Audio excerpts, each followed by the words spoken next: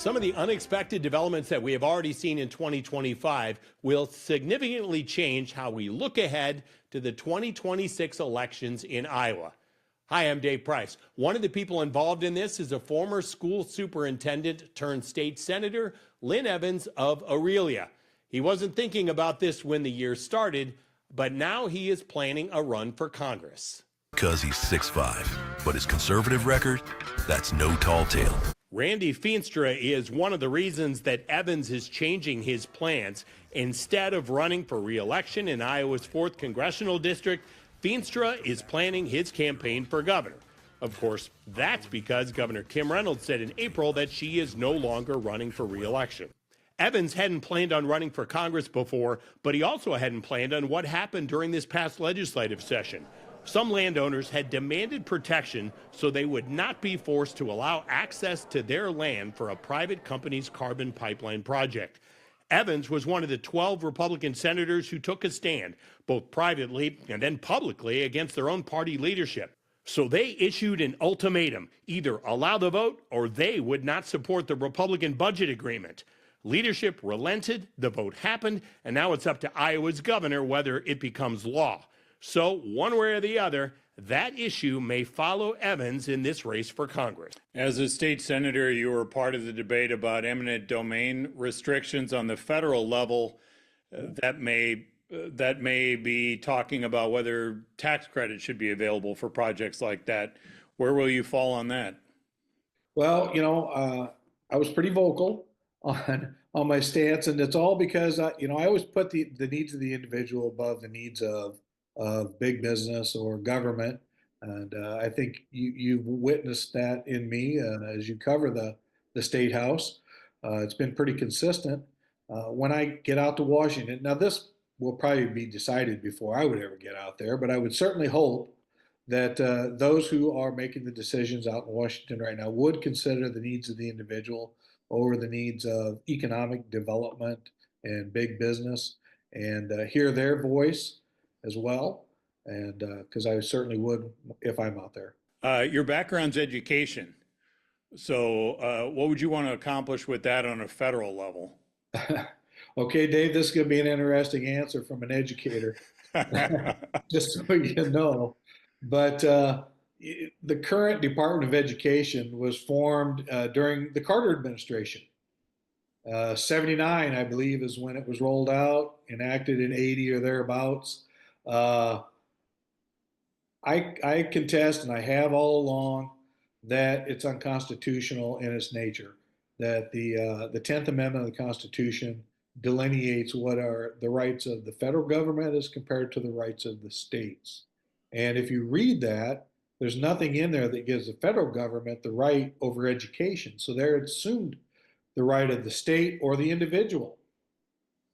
And, a lot of the feared loss in services that you hear being bantered around, they were being delivered to school districts and states prior to the current Department of Education being formed. I think we need to get back to where the government is closer to the people, and education is best left to the states and individual communities rather than federal government dangling a carrot and requiring us to jump through hoops. So are you more kind of a block grant guy where dismantle Department of Education federally and money just flows down to the states figure out what to do with it? That's exactly what I think would be some of the best ways to handle it.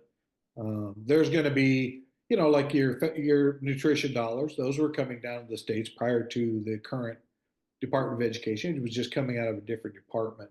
Same with special ed dollars. They were coming out of a different department. But some of these others, I think it would be a great idea to have block grants, states apply for them, and then they decide how to best use them with input from their school districts and their state boards of education. If you decide to run and you win, you will be part of a dynamic that I'm not really sure we've had before in the way Donald Trump runs the country, right? We are watching in the first however many months he's been in there, 3-4 months here, him doing things, executive orders and other things kind of on his own rather than working through the majority in Congress. So you're going to be in a position sometimes of trying to figure out, hey, who's supposed to be doing this? Is this president doing this on his own? Do I have a role in Congress?